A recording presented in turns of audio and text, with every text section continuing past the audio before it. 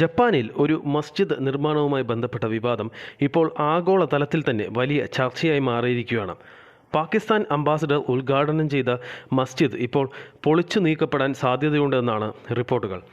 എന്നാൽ ഈ വിവാദം മതവുമായി ബന്ധപ്പെട്ടതാണോ, അല്ലെങ്കിൽ ജപ്പാനിലെ കർശനമായ നിയമനിർമ്മാണങ്ങളുമായി ബന്ധപ്പെട്ടതാണോ? ഇന്ന് നമുക്ക് സംഭവത്തിൻ്റെ എല്ലാ വശങ്ങളും പരിശോധിക്കാം. സംഭവം എവിടെയാണെന്ന് നോക്കാം. ജപ്പാനിലെ സൈതാമ പ്രിഫ്ചറിലെ കവോഗോ നഗരത്തിലാണ് വിവാദമായ കെട്ടിടം സ്ഥിതി ചെയ്യുന്നത്. ടോക്കിയോയ്ക്ക് സമീപമുള്ള ഈ പ്രദേശം ജപ്പാനിലെ പ്രത്യേക നിയന്ത്രണ മേഖലയിലാണ് ഉൾപ്പെടുന്നത്. ഇവിടെ പുതിയ കെട്ടിടങ്ങൾ നിർമ്മിക്കാൻ സാധാരണ അനുമതി മാത്രം പോരാ, പ്രത്യേക മുനിസിപ്പൽ അനുമതിയും നിർബന്ധമാണ്. എന്താണ് ജപ്പാൻ അധികൃതർ പറയുന്നത്? കവോഗോ നഗര ഭരണകൂടത്തിൻ്റെ വാദമനുസരിച്ച് കെട്ടിടം നിർമ്മിക്കുന്നതിനാവശ്യമായ നിയമപരമായ അനുമതികൾ ലഭിച്ചിരുന്നില്ല. നിർമ്മാണം നിർത്തുമെന്ന് പലതവണ മുന്നറിയിപ്പ് നൽകിയതായും റിപ്പോർട്ടുകളുണ്ട്. എന്നാൽ നിർമ്മാണ പ്രവർത്തനങ്ങൾ തുടർന്നുവെന്നാണ് ആരോപണം. ഇതോടെയാണ് കെട്ടിടം നിയമലംഘനത്തിൻ്റെ അടിസ്ഥാനത്തിൽ പൊളിച്ചു നീക്കണമെന്ന് ആവശ്യപ്പെട്ട് നടപടികൾ ആരംഭിച്ചത്. പ്രധാനമായി ശ്രദ്ധിക്കേണ്ട കാര്യം, ജപ്പാൻ അധികൃതർ ഉയർത്തുന്ന ആരോപണം മതപരമായ വിഷയമല്ല, മറിച്ച് നിർമ്മാണ നിയമ ലംഘനം ആണെന്നാണ്.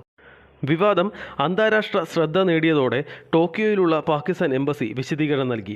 അംബാസഡർ ഉദ്ഘാടന ചടങ്ങിൽ പങ്കെടുത്തത് സംഘാടകർ എല്ലാ നിയമന അനുമതികളും നേടിയിട്ടുണ്ടെന്ന് അറിയിച്ചതിൻ്റെ അടിസ്ഥാനത്തിലാണെന്നാണ് എംബസി വ്യക്തമാക്കിയത്. അതോടൊപ്പം ജപ്പാനിൽ താമസിക്കുന്ന പാകിസ്ഥാൻ പൗരന്മാർ ജാപ്പനീസ് നിയമങ്ങൾ കർശനമായി പാലിക്കണമെന്നും അവർ ആവശ്യപ്പെട്ടു.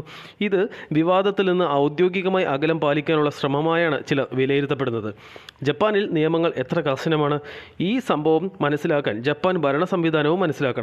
ലോകത്തിലെ ഏറ്റവും കർശനമായ നിർമ്മാണ നിയന്ത്രണ സംവിധാനങ്ങളിലൊന്നാണ് ജപ്പാനിലേത്. ഭൂകമ്പ സാധ്യതകൾ കൂടുതലുള്ള രാജ്യമെന്ന നിലയിൽ കെട്ടിട നിർമ്മാണത്തിന് കൃത്യമായ മാനദണ്ഡങ്ങളുണ്ട്. വീടായാലും വ്യാപാര സ്ഥാപനമായാലും ക്ഷേത്രമായാലും ചർച്ചായാലും മസ്ജിദായാലും ഒരേ നിയമങ്ങളാണ് ബാധകമാക്കുന്നത്. അനുമതിയില്ലാതെ നിർമ്മിച്ചാൽ പൊളിക്കാൻ നടപടികൾ വരെ ഉണ്ടാകും. ഇനി ജപ്പാനിലെ മുസ്ലിം ജനസംഖ്യ നോക്കാം. ജപ്പാൻ ഒരു മുസ്ലിം ഭൂരിപക്ഷ രാജ്യമല്ല. അവിടെ മുസ്ലിം ജനസംഖ്യ വളരെ ചെറിയ ശതമാനമാണ്. വിവിധ പഠനങ്ങൾ പ്രകാരം 2 മുതൽ 3 ലക്ഷം വരെ മുസ്ലിങ്ങൾ ജപ്പാനിൽ ജീവിക്കുന്നുണ്ടെന്നാണ് കണക്കുകൾ. ഇവരിൽ ഭൂരിഭാഗവും വിദേശ രാജ്യങ്ങളിൽ നിന്ന് എത്തിയവരാണ്. പ്രധാനമായും Pakistan, Bangladesh, Indonesia, India, Malaysia തുടങ്ങിയ രാജ്യങ്ങളിൽ നിന്നുള്ളവരാണ്. എന്താണ് ഈ സംഭവത്തിൻ്റെ പ്രാധാന്യം? ഈ വിവാദം ഒരു കെട്ടിടവുമായി മാത്രം ബന്ധപ്പെട്ടതല്ല. വിദേശ സമൂഹങ്ങൾ മറ്റൊരു രാജ്യത്ത് താമസിക്കുമ്പോൾ അവിടുത്തെ നിയമങ്ങൾ എത്രത്തോളം പാലിക്കണം എന്ന ചർച്ചയും ഇതോടൊപ്പം ഉയരുന്നുണ്ട്. ഒരു രാജ്യത്തിൻ്റെ നിയമങ്ങൾ ലംഘിക്കപ്പെട്ടുവെന്ന് അധികൃതർ കരുതുമ്പോൾ അത് മതപരമായ സ്ഥാപനമാണോ മറ്റേതെങ്കിലും കെട്ടിടമാണോ എന്നത് സാധാരണയായി രണ്ടാമത്തെ വിഷയമാണ്. ജപ്പാന്റെ നിലപാടും ഇതുതന്നെയാണ് നിലവിലെ റിപ്പോർട്ടുകൾ സൂചിപ്പിക്കുന്നത്. അതിനാൽ നിലവിൽ ലഭ്യമായ വിവരങ്ങൾ പ്രകാരം കവോഗോയിലെ മസ്ജിദ് വിവാദത്തിൻ്റെ കേന്ദ്ര വിഷയമായി നിലകൊള്ളുന്നത് ജപ്പാനിലെ നിർമ്മാണ നഗരാസൂത്രണ നിയമങ്ങളാണ്. മതസ്വാതന്ത്ര്യവും നിയമന പാലനവും തമ്മിലുള്ള സന്തുലിതാവസ്ഥ എങ്ങനെ ഉറപ്പാക്കണം എന്ന ചർച്ചയും ഈ സംഭവത്തിലൂടെ വീണ്ടും ഉയരുകയാണ്. ഇനി കെട്ടിടം പൊളിക്കുമോ, അല്ലെങ്കിൽ നിയമപരമായ മറ്റൊരു പരിഹാരം കണ്ടെത്തുമോ? അന്തിമ തീരുമാനം ഇനി ജാപ്പനീസ് അധികൃതരുടേതാണ്.